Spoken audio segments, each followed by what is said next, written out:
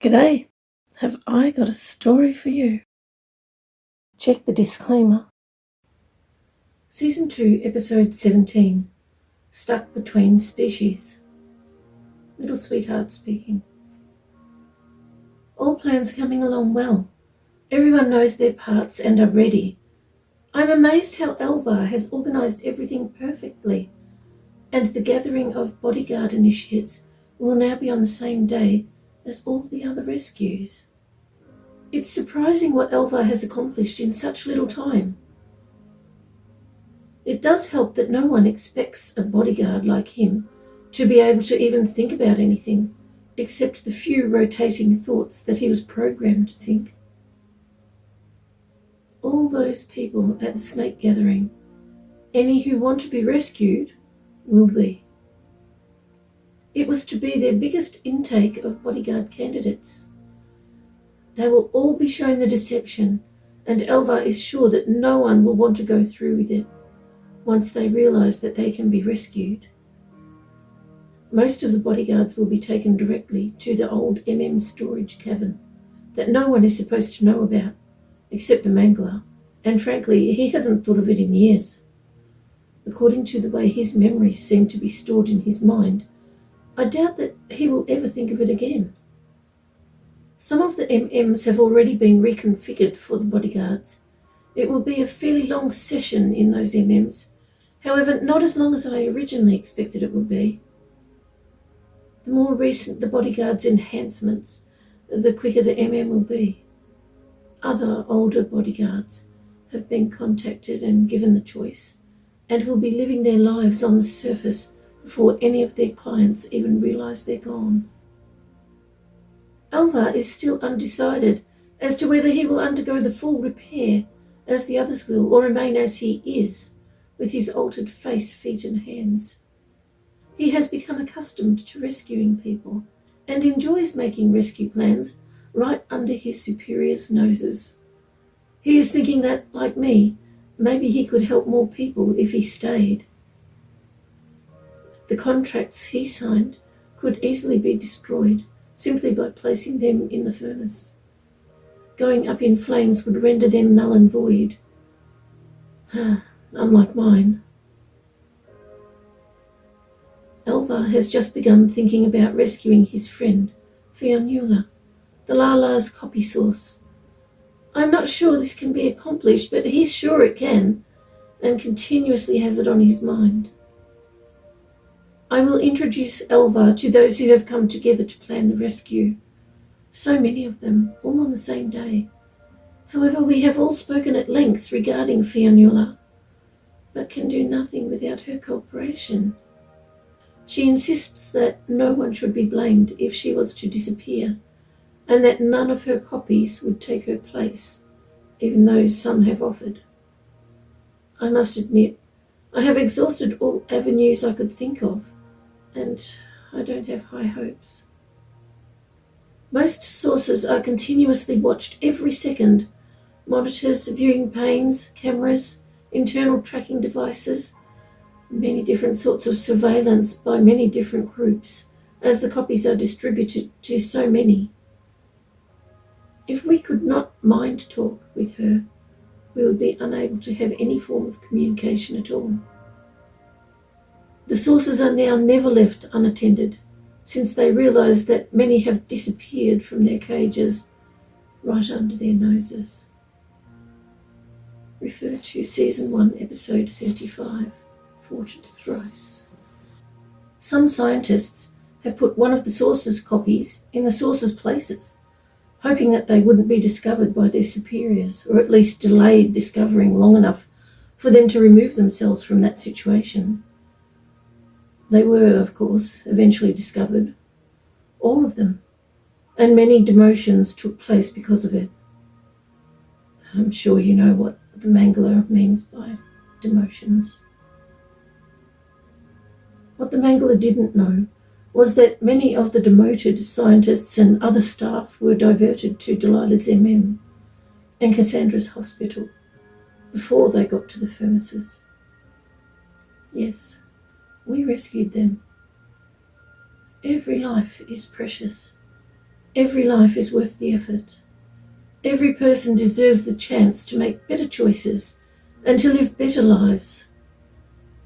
I scan the surface house again, as I have done periodically since yesterday. I am still here by myself. It is nice to be left alone. Typically, I know immediately if someone is here, but I still like to scan, just in case. I am sitting at the dining room table. I just didn't want to be in that room where I so often have to be. I don't want to keep checking the door handle. There's no door handles in this room. I feel a slight vibration. I know what this is. I look out the kitchen window and watch the trees suddenly growing at a rapid pace. I hear the whisper of the leaves and see shadows in the kitchen where sunlight had been a moment ago. I walk quickly to the back door and jump up to reach the door handle. The little white dog is on the top step waiting for me, which is lovely. But I know someone else is here. Is it that girl? Hi, Code 3, she says. Hello, Code 6, I say quietly, wondering where Ambrielle is. Is Ambrielle coming? I ask. It's just me this time, she says. I hope that's okay. I hug the little dog tight and sit on the top step. This is where we sat the last 2 times, but Ambrielle was also here, unseen as usual. Where is she this time? We sit and talk about our rescue plans again. Mind talk, of course. Since this girl has a similar mind ability to mine, I find it interesting. I remember the scientists saying that someone like me comes once in 100 years. Yet there is another girl just like me. Maybe there are more. Where? We go over everything again. Every contingency is planned for. Even in the unlikely event that one of us is incapacitated and left in a debilitative state, the other can step in and take over their part. While conversing with her, I wonder, again, how she got here. Did she come with the little dog?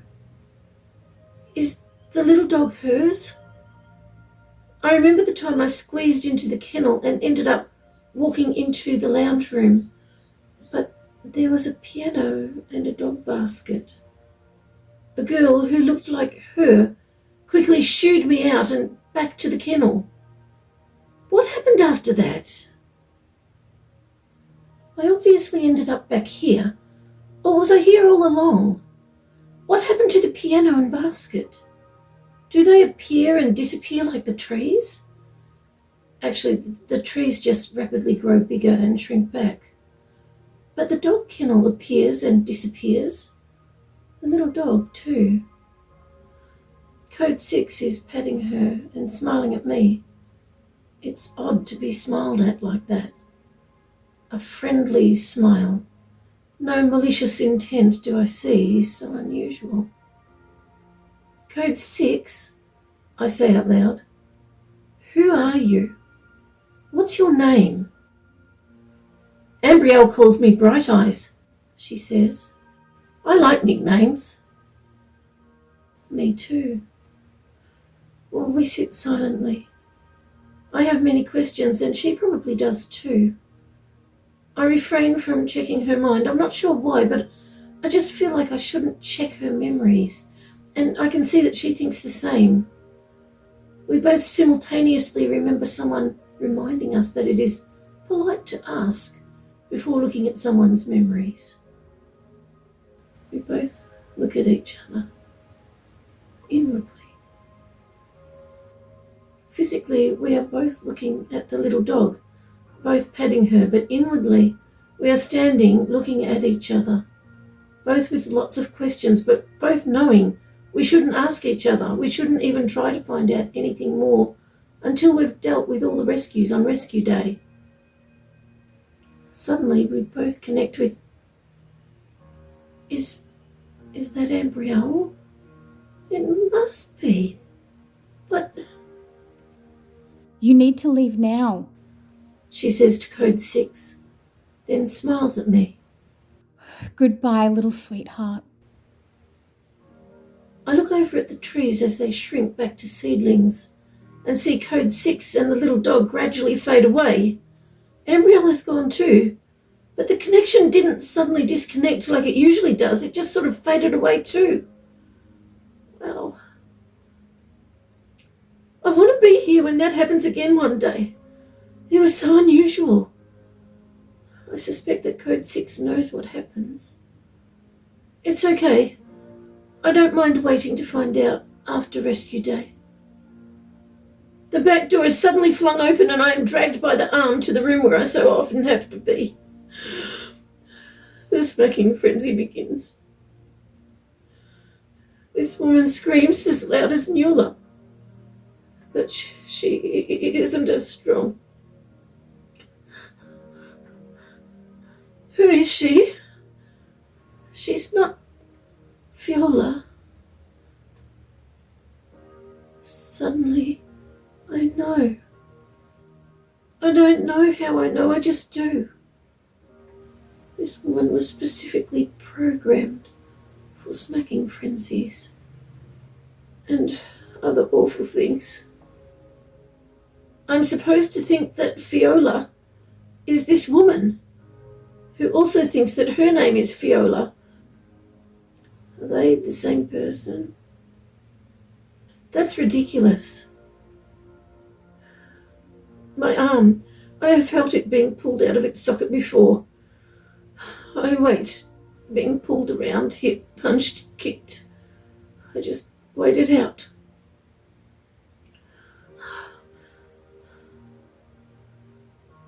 Eventually she leaves and I am once again alone. Alone is better. I like being alone. I'm not allowed to like. I'm not allowed to lie. I'm not allowed to. I'm not allowed to lie. I'm not allowed to lie. I'm not allowed to lie. I'm not allowed to lie. I think about Code 6. Bright Eyes. I like her nickname. If I am Code 3 and she is Code 6, are there also Codes 1, 2, 4 and 5? If there are, where are they? Are there many more like me? I remember meeting people who look like me and mind talk all the time as though it's their normal form of communication. I thought that maybe I was one of them, but also recall being rejected by them and told that I'm completely different. They said that I would grow up to be shorter than them, and there were other things about me that they didn't have. It's like being stuck between something. Maybe species. Like those tall people who I look like, but am not really like. Also similar to these other people, these humans, but also not like them. Even though I am one of them. Am I really? Are these code people another species? Am I one of them? Even just thinking this, I know there are no other code people. But how can there be no other code people? Code 6 and I were given the code nicknames for the rescue. And that group calls me Code 3. It is easier for people to remember than Bright Eyes and Little Sweetheart. Bright Eyes is so different to other people. It is not often that I find someone so distracting that I don't notice people arriving here at the surface house. I try to stand up, but my leg is twisted. I already see bruises forming.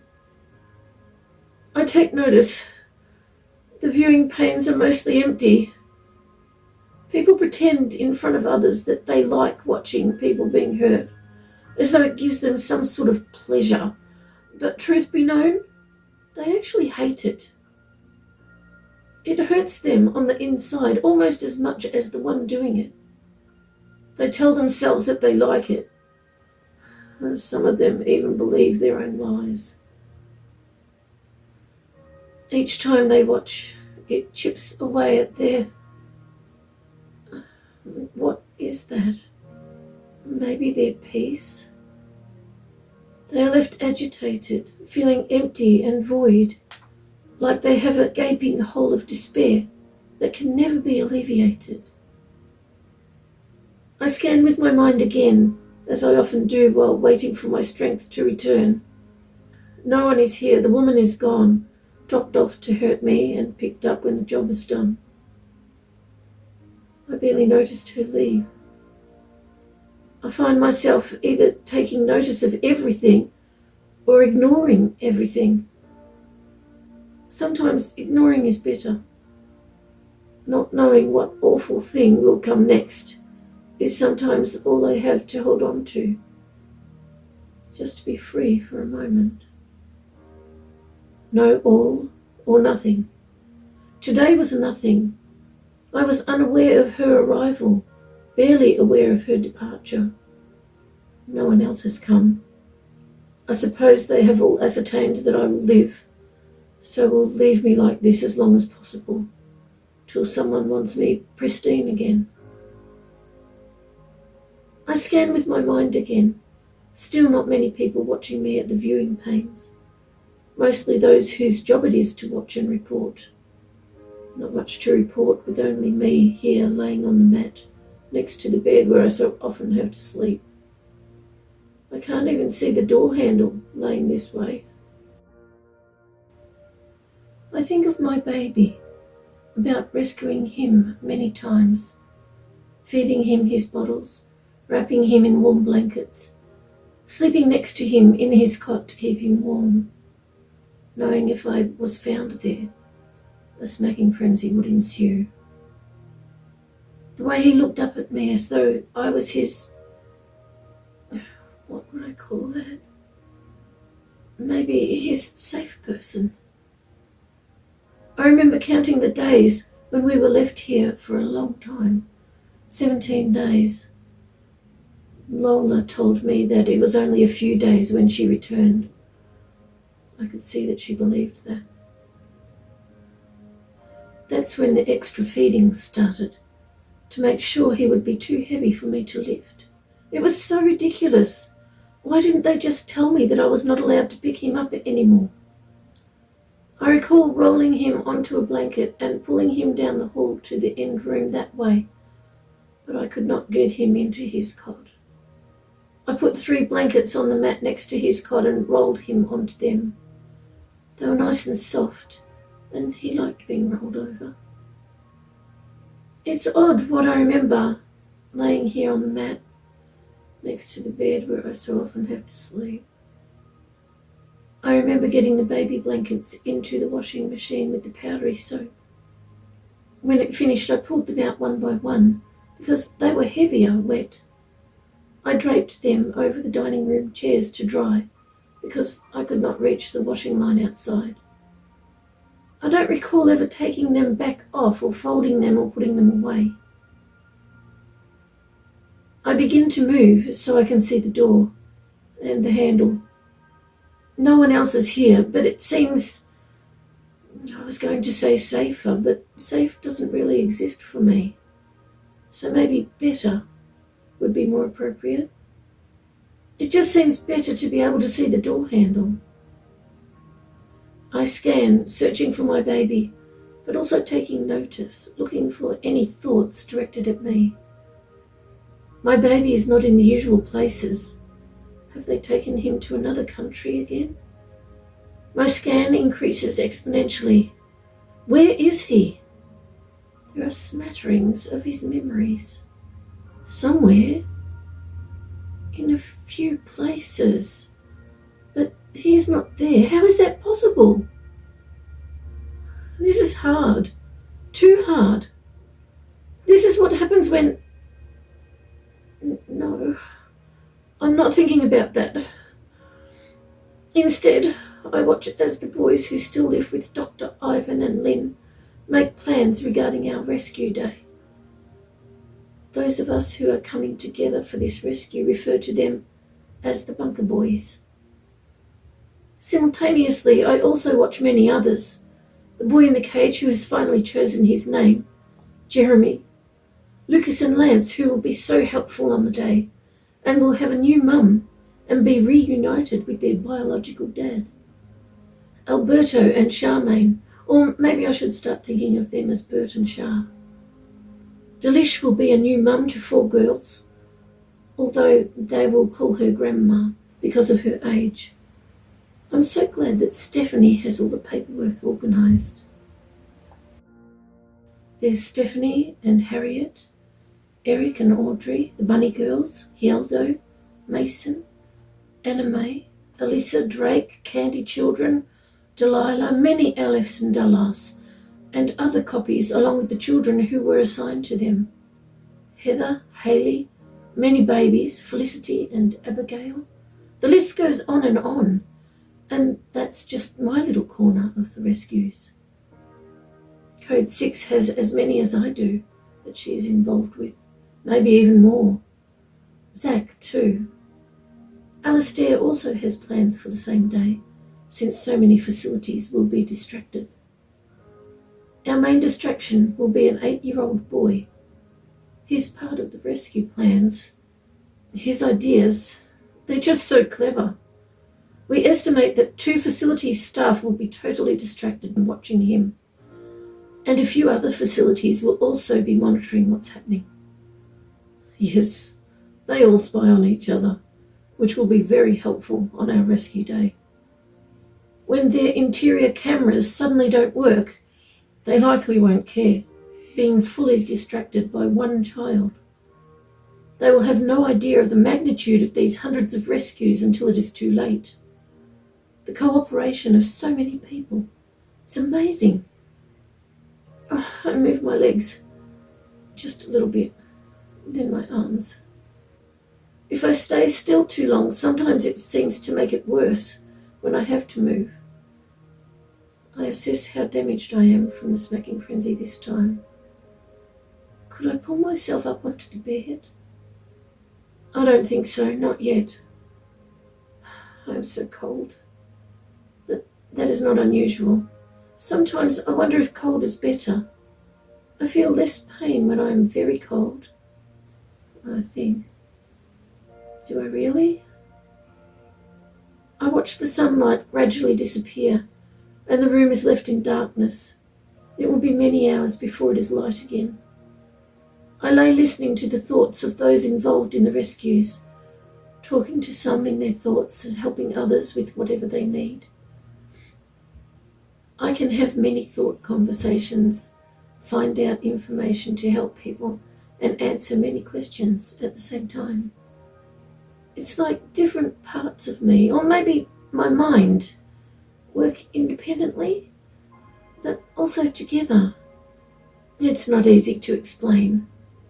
Code 6 and Zach can also do these things, and Alastair too, although he's not quite as practiced at it as we are. I noticed the flash of light again. It happens here each night. I know what it is. It's just a photo being taken by the smallest viewing pane above the curtains. That group wants a record of the room that looks normal, not from the red or blue lights that the other groups use. They think that I don't notice, or if I do, will ignore it and assume that it didn't really happen. How ridiculous. At night, there's usually only one person watching per viewing pane, unless something is happening. Most nights, possibly every night, something happens. What will it be tonight? Even though I know that no one is here, I am watching the door handle, and I seem to be hoping and wishing that no one will come through to hurt me. It is like a reflex action, and just automatically happens. It has been hours now. I estimate about 4. My estimates are usually fairly accurate, especially when I scan the whole time. I don't want to fall asleep. Not on the mat. Actually, I don't want to fall asleep in this room. I would rather sleep on the concrete back doorstep, with the little dog. An interesting thing about that little dog, I can never seem to find her when I scan, even when I scan the whole earth. Where is she? Is she in a different place, like I've seen in the scientist's thoughts? Do those dimension places, realms, domains, planes of existence beyond the physical, do they really all exist? I think of Ambrielle. The little dog is physical. I have scratched the spot on her back that makes her foot shake. I felt her warmth. I remember lines of people waiting to use my body when I am with that black-veiled woman. They were beyond the physical. I try again to pull myself onto the bed. I can only use one arm and one leg. The others are too damaged. I'm in pain. I just can't do it.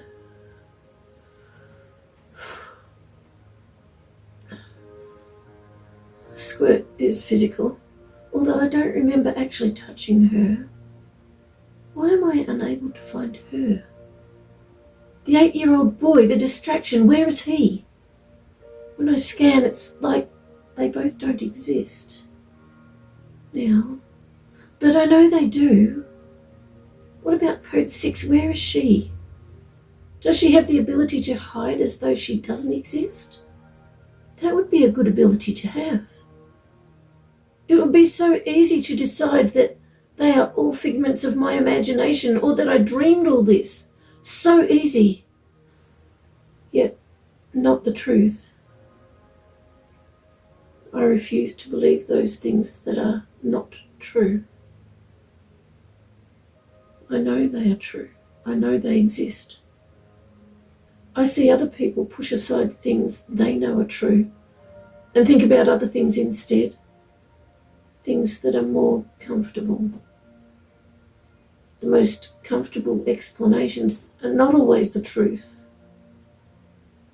I look forward to having all my questions answered regarding Code 6 after this rescue.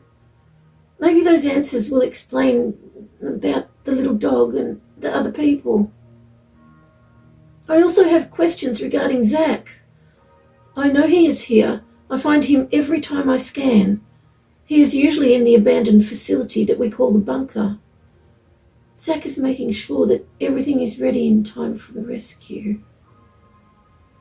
Timing is so important, so complex, yet so simple. Thank you so much for joining me with a cuppa. I appreciate your company.